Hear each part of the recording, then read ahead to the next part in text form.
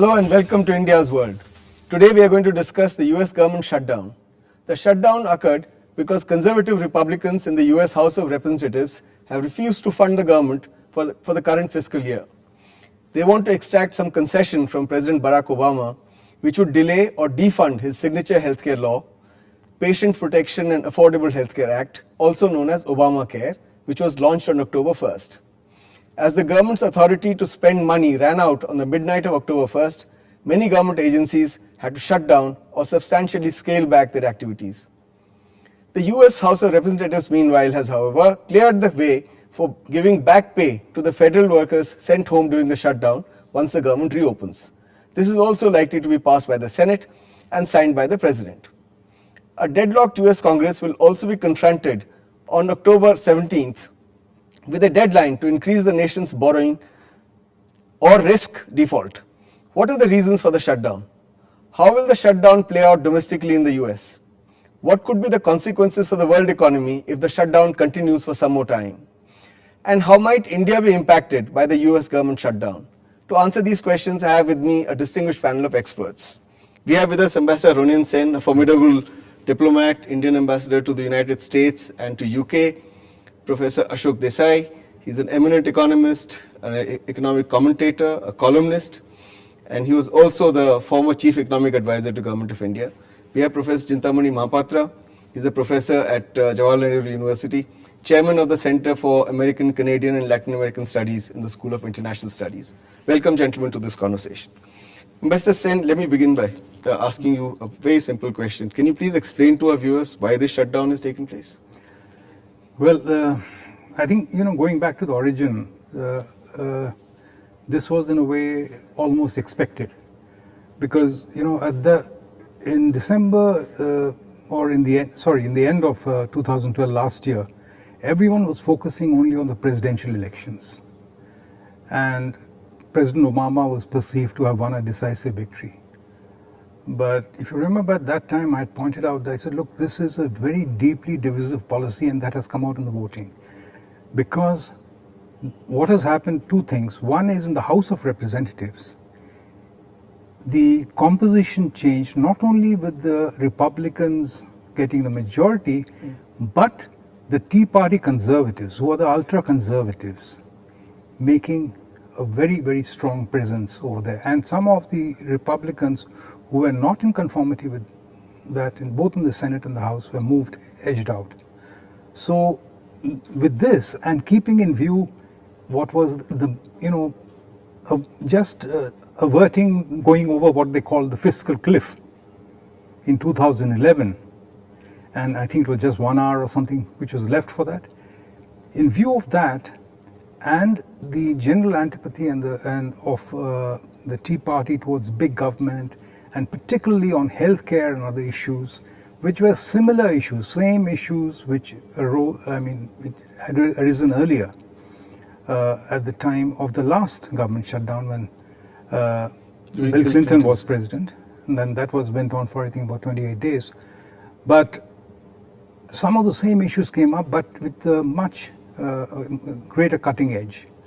So I think the current scenario can be looked in that broad perspective. So Senate is controlled by Democrats, the House of Representatives by conservatives, and within conservatives, the ultra-conservatives, the Tea Party is dictating to us. Right, but for roughly the ultra-conservatives are about 49 in the House of Representatives, only 5 in the Senate, but they are a powerful voice. Yeah. The other aspect is that it's not the Senate and the House of Representatives, because as far as finance bills are concerned, you cannot have it's a House of Representatives, which has to play a critical role. Okay. Yeah. Dr. Desai, is the shutdown about specific policy or budget dispute, or is it an ideological divide between the Republicans and the Democrats over healthcare? Well, the participants say that the shutdown is about a particular topic, namely Obamacare. But actually, there is a much deeper issue behind it, namely that in the US, as in all slowly growing economies of Europe, the way to stimulate the economy is to spend more than you're getting in taxes, to run fiscal deficits And if you run a fiscal deficit, then you increase the total public debt. And the public debt levels are reaching such high levels that it is possible that the country may never be able to repay the debt, that the country may go bankrupt. This has happened a number of times in previous centuries, but not in the last century, at least, to any country. So it is a unique event that we are seeing. Okay. Professor Mahapatra, I mean, talking about healthcare reforms, Obamacare, others have tried their hands at it. Harry Truman tried it and he was called a crypto communist. Lyndon Johnson brought in Medicare and Medicaid for the elderly and the poor, and that's worked. Clinton tried it and failed. Why do you think Obama will succeed, or do you think Obama will succeed? Obama has already succeeded because Obamacare Act was passed, Affordable Care Act, otherwise known as Affordable Care Act, was passed in 2010. Subsequently, the Supreme Court of the United States endorsed Obamacare. Yeah. Subsequently, the American people endorsed it indirectly by electing Barack Obama for the second term in 2012 election. 3 times in a row, the Republican Party have been defeated in their fight against the Obamacare. So why are they fighting again? Let me explain again that just one day before this crisis of partial federal government shutdown began, part of the Obamacare has already been implemented. So I don't think that Obama has failed in this. The real problem is this. Partly it is political, partly social, partly economic. This is not the first time that in the US we are facing this problem. But such a thing happens only in the United States and not in the parliamentary democracy because they have a system of separation of powers and checks and balances. In the 1970s, twice it happened. In the 1980s, twice it happened. Last it happened was 17 years ago in 1995-96. In 95-96, Bill Clinton actually vetoed the budget passed by the Congress because at that time also the Republican Party was demanding a balanced budget. As he said very correctly, it is about the budget deficit. Today, the US government is going to have a deficit budget of $700 billion. Where is the money going to come from is the big question by the Republican Party. Why is it a social issue? The social issue is for a long time, the two political parties are fighting on this issue. The Democratic Party, largely led by the liberals, they have given a series of entitlements for the people, the poor people, the middle class, the lower middle class. Yeah. The Republican Party always represents the interest of the corporate America and wealthy people. Now, in this conflict, as Ambassador Ronen very clearly talked about the Tea Party movement, that the extreme left group within Republican Party is demanding extreme right wing within the right wing is demanding a limited government and free market for insurance and all. Now, the reason this problem is going on because most of the Tea Party members happen to come from those constituencies where they are secured. So they're not going to lose the election even next year. Okay, all right. We need to take a break at this point. We'll be back with this interesting discussion after the break. Don't go away.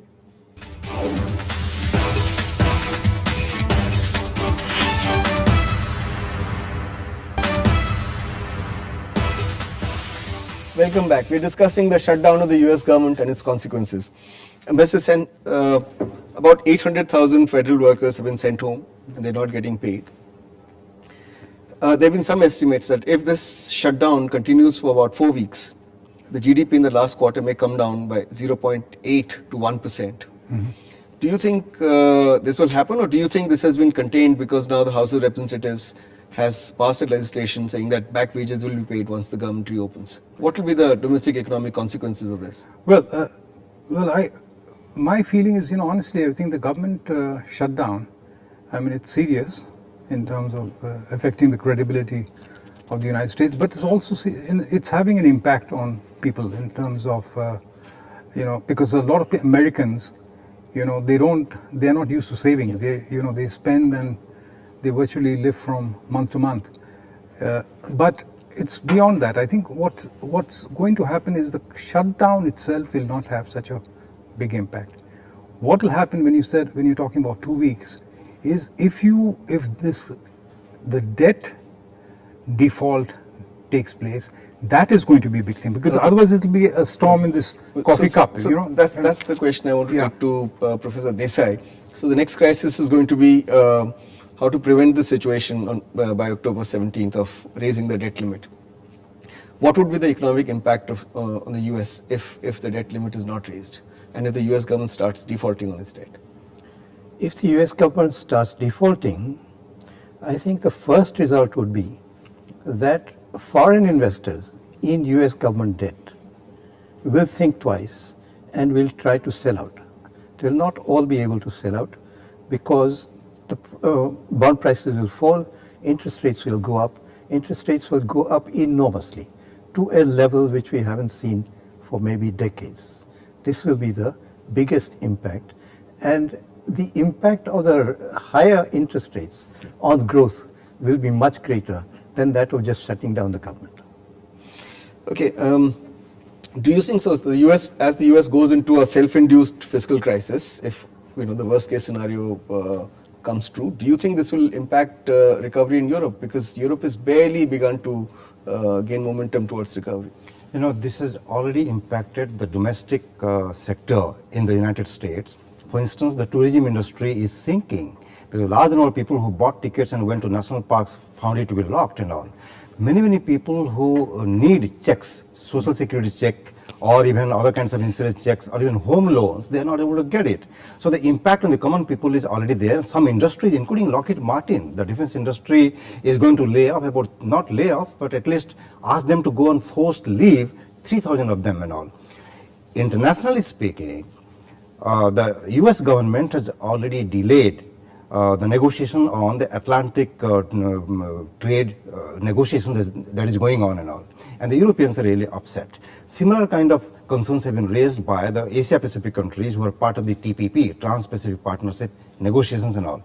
In fact, a small country like Chile, a small country like Philippines are raising concerns. What is happening to the Americans? They're not able to set their own house in order.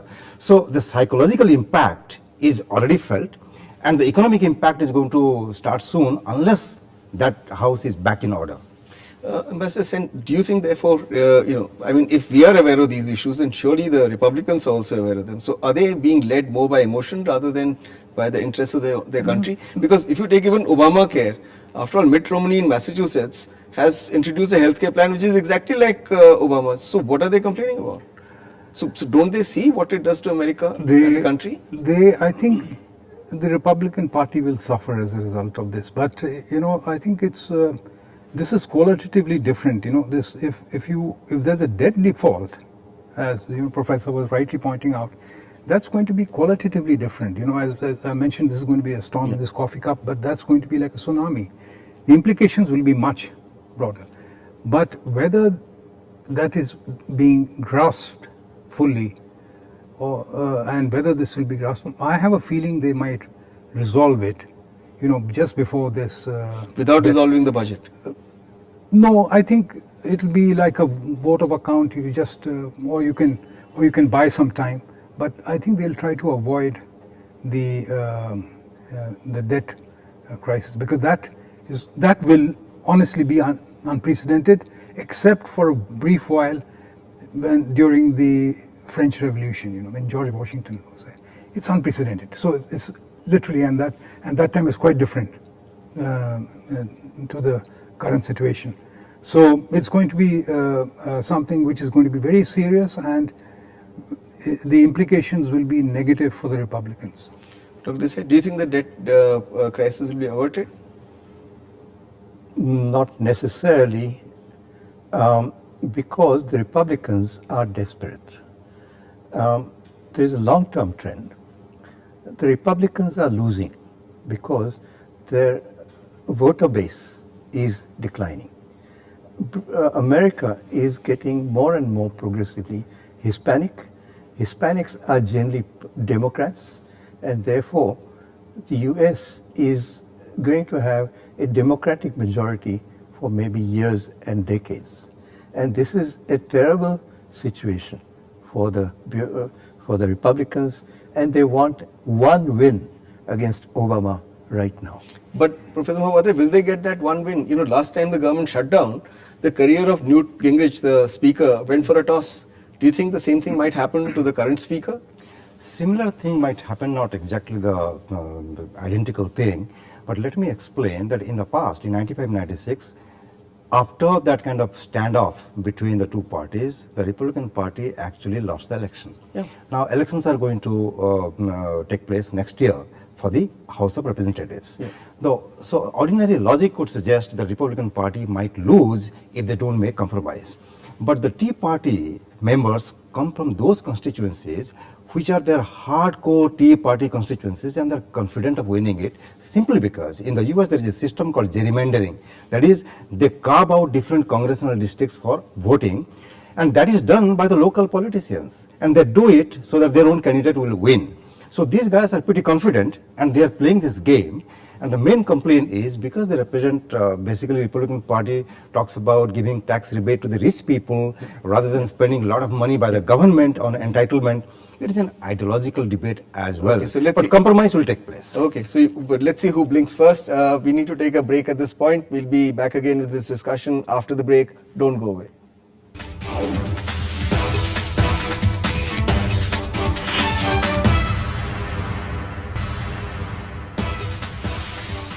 Welcome back. We're discussing the consequences of the US government shutdown. Ambassador Sen, what would be the foreign policy implications if this shutdown continues any longer?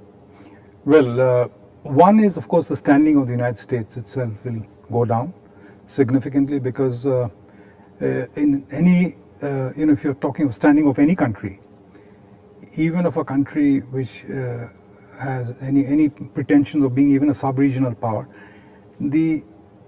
you have to have predictability, stability, and which is actually equates to credibility. If you don't have that, those are the basic prerequisites of that. So that is going to take a big beating, and the results are already evident in the cancellation of visits, etc. The other is that so you'll have different reactions among allies who will get nervous. Some countries might, put things on hold, like Iran. That do we negotiate with the president who may not be able to get an agreement pushed through Congress? Some will have, there will be opportunities, not in a negative way, in a positive way, with the Russians. The Chinese, of course, as the biggest, creditors, will have some problems. At the same time, there will be longer-term opportunities. It will vary, but overall, it will be a very big setback to the image of the United States. Do you agree, Dr. Desai, that all this will happen if the government is shut down just for 4 weeks? I mean, we're saying maximum as of now. So we have to look at the long-term trends, just as the 20th century saw the Cold War between the Soviet Union and the US. We are right now seeing a Cold War between China and the US, except that China is much more astute than the Soviet Union. It is not fighting militarily, it's not making defense pacts and so on. It is spreading its wings by giving economic aid to everybody. And China, I'm sure, is watching this great show and is going to make its own moves. And I think that whatever happens in the US, China's position in the world is going to strengthen because there is no decisive authority left in the US. Do you agree? I entirely agree, both of them. I would rather like to give some additional points on this. At a time when Barack Obama had a new strategy of pivot to Asia, it is a misfortune that he had to cancel trips to Philippines and Malaysia, and he could not attend. Yeah, but how serious was he about pivot to Asia? It is very, very India serious. doesn't take pivot to Asia No, seriously. it's very, very serious. They're already in the process of implementing it, by the way. And the allies are now reacting very negatively to this kind of thing because he could not attend two important summits. APEC summit and EAS summit are very crucial summits and all. And around the same time that the news came about cancellation of visit, Chinese President Xi Jinping was signing $30 billion worth of business deals with Indonesia and announced a new comprehensive strategic partnership with Malaysia. So entirely agree that the Chinese influence is rising, American decline is relatively taking place, and this particular issue is going to benefit the Chinese more. Okay, Ambassador Sen, what happens to the foreign policy making establishment within the US? For example, people are saying intelligence agencies cannot pay their contractors. New contracts won't be signed. On Capitol Hill, many of the foreign affairs committees are not meeting, hearings are not taking place, bills are not being marked up, and Department of Energy has cut down its staff, told them to go home, and these are the people who oversee the country's stockpile of nuclear weapons and their strategic petroleum reserves. Even think tanks, which are federally funded, like US Institute of Peace, has shut down completely. Those that are partially funded, like the Wilson Center, is partially shut down. So what does it do to the, does America stop thinking about the world suddenly? No, that is taking place already. If you notice that America is looking inwards. There is, and that is, it has been a trend which you have observed even in the past debates. They don't want to get into any what they regard as entanglements. You saw that in the debate on Syria, for instance, and that was more or less a bipartisan consensus. It's not on those issues, for instance, the nuclear stockpile, that is not going to get affected. Those, I think, people are already making provisions. In fact, a lot of civilians in the Pentagon also are being covered. So, but the danger will be not in terms of the basic issues like the US security and all that getting affected, but it's in terms of its action, its promises being translated into actions. If that is not there, and you don't have the ability to do that, the capability of doing that, and the credibility of doing that credibility suffers. So it is not going to be the word. If your word doesn't count, that's going to have a massive negative impact. Professor Desai, let me ask you a slightly different question. What would be the impact of all this on India? Indian economy particularly. Is it good for the Indian economy? Because now the stimulus tapering will be postponed. But is it going to be bad because IT sector and pharma won't be able to export? Will FIIs suddenly develop a new risk appetite for Indian equities? What will happen? For the last 2 years, we've been running a payments deficit of $70 billion. I am prepared to guarantee that it will go up to $100 billion, and most of the increased deficit will be with the US. The US is our third biggest trading partner after China and the UAE, and it probably takes about 15 to 18% of our exports, and they are bound to fall. So we are going to have a bigger payments deficit. We are going to have an even more depressed economy. But you're not going to get FIIs investing here because hot money will come here if the US stock market is not in a good shape. But we will not get into trouble because investment will keep coming in somehow. Because this is the only country that remains worth investing in the world, only major country. So foreign investment keeps coming in. And while we may run deficits of $100, $120 billion, it will all be filled up by foreign investment. Okay. Professor Mahapatra, last question, a silly question to all of you in fact. Could this happen in India? And would it be good or bad if it happened in India if the government shut down? First of all, it will never happen in India because the same party which runs the government also controls the house. It is a parliamentary democracy. Number two, in a temporary phase, Indian economy is already getting benefit because the value of dollar is going down. Our oil bills will certainly be much better in terms of payment and all. In the long term, there may be problems. We'll be losing the market, but in the short term, we are already gaining. Okay. Dr. Desai?